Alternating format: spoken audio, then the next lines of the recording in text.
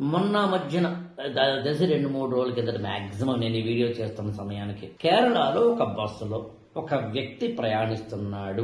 ఆ వ్యక్తి వెనకాల ఒక అమ్మాయి ఉంది.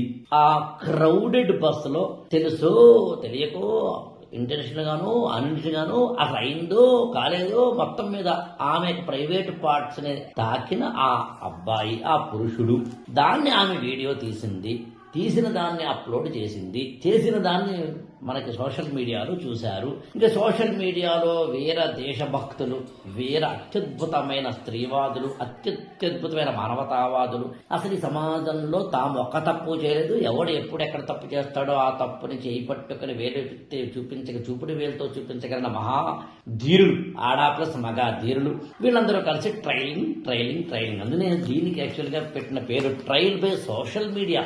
ఇవాళ అసలు కోర్టులు, జడ్జిలు, ఈ రిమాండ్లు, రిపోర్టులు, ఎఫ్ఐఆర్లు, పోలీసులు అబ్బే అక్కర్లేదు, సోషల్ మీడియాయే.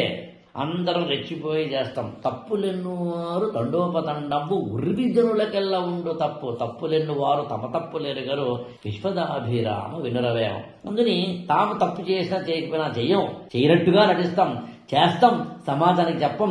ఇలాంటి బ్యాచ్ అందరూ కలిసి ట్రైల్ చేసినప్పుడు ఆ 42 ఏళ్ల పురుషుడు ఆత్మహత్య చేసుకున్న వైనం.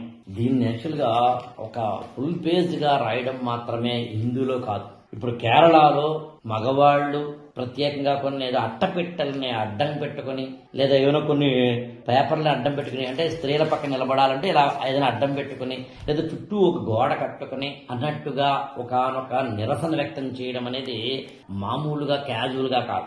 ఈ ఛానల్ ని లైక్ చేయండి, షేర్ చేయండి, సబ్స్క్రైబ్ చేసుకోండి.